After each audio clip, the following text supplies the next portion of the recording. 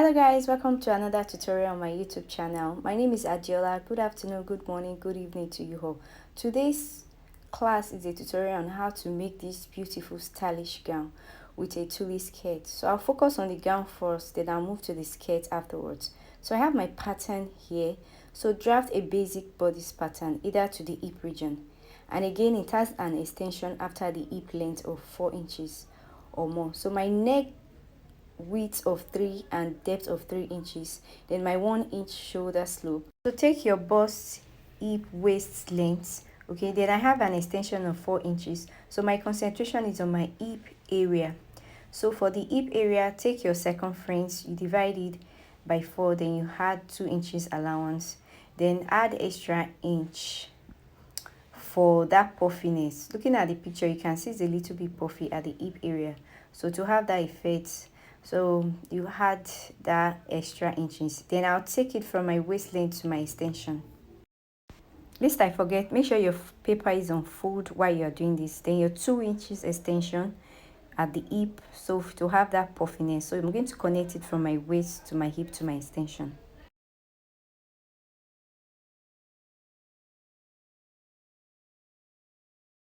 Next, connect from your waist to the 4 inches extension. Then you can cut off the upper part to concentrate from your waist down to your hip and the extension, or you can leave it this way. Now it's time to cut the pattern.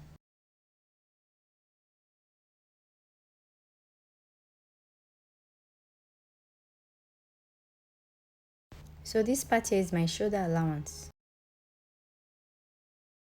Next, I'll spread my pattern open. Then from my hip region, I'll go up by 1.5 inches. So you can also do 2 to 2.5 inches.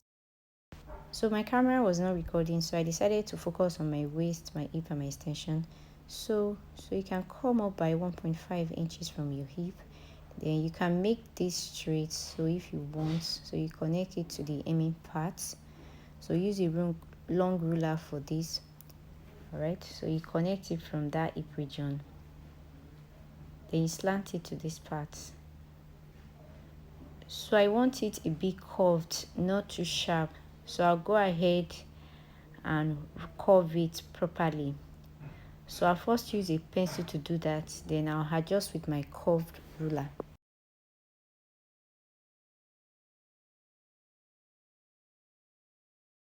If you want it straight, then you follow the first line. So now I'll cut this out. Then I'll use my pattern to cut out my fabric. Then this is my back pattern. Then you remember your zipper allowance, okay? So take 1 inch zipper allowance. For the neck, I have 3 by 1.5 inches. Then repeat your extension of 4 inches. Then your extra inch at your hip region. Least I forget, so this is my fabric. I'll be using the velvet fabric, so I'll be working with it.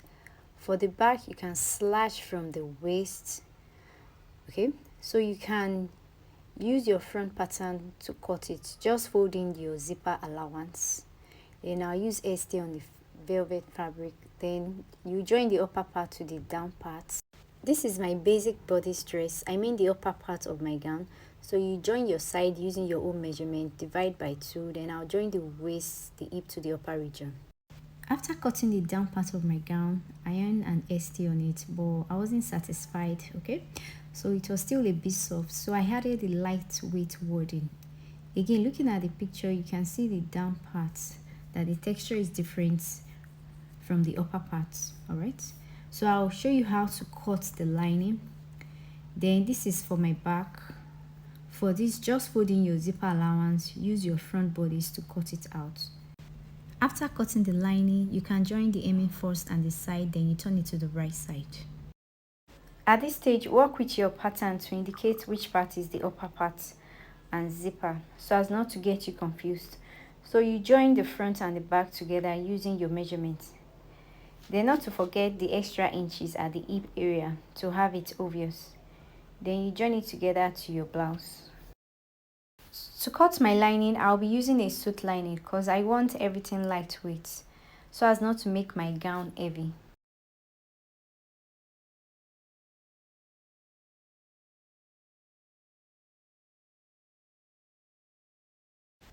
So stitch it this way. You stitch by 1/4 or 1/2 inch, then remember to notch it, then you flip it to the other side. Next is lining for the back.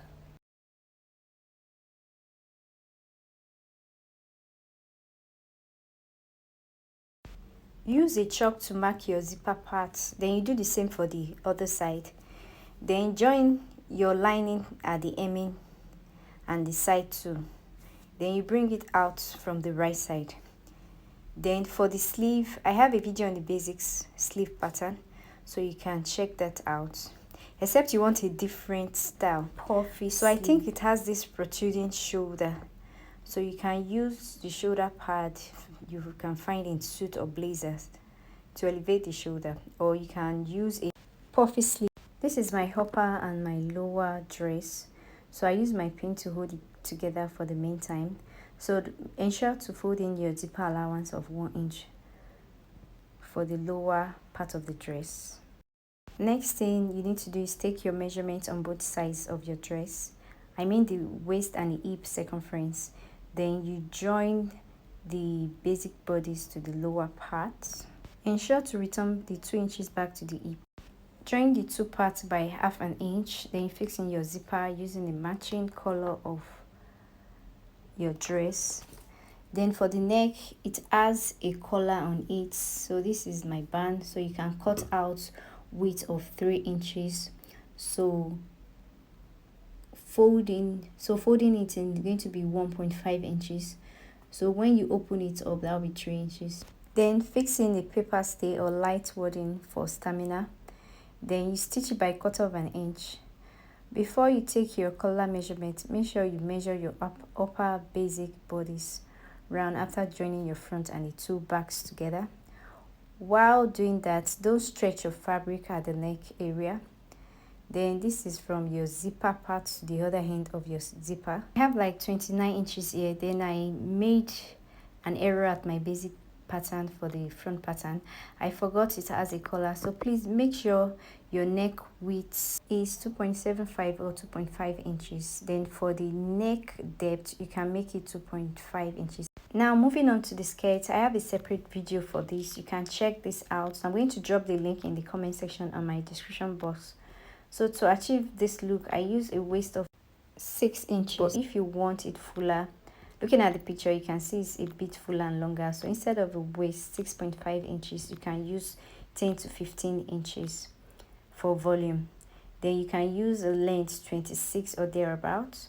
Again, you can gather your skirt if you don't want a flare skirt. So you can use 4 yards for fullness. So be sure to have a longer net. Then make your band your actual waist circumference. Ensure your band is elastic but not the stretchy or the soft one. Then again, iron your dress, iron your hemming parts before joining everything together. Lest I forget, the right side of your back fabric must align with the slanted part of your front fabric, so you can fold in your zipper part, cut it out, then use your preferable zipper allowance. So here I have my dress almost complete. So I added a zipper to it, so I have fixed my zipper. Then I added a soft shoulder pad to elevate my shoulder because of the nature of the fabric. Then use a non-stretchy part of your fabric for your collar so it will stretch and expand. Looking at the back of my dress, I'll fix a pressing button or a hook and knife so you can see my shoulder pad and my zipper are well laid. So I think I'll give this like 7/10. The only error I can see is this part here. Then I'll iron that properly. Then I think the neck width and the neck depth. So if you have any question, put it in the comment section so we can address it. Till I see you next, bye and stay safe.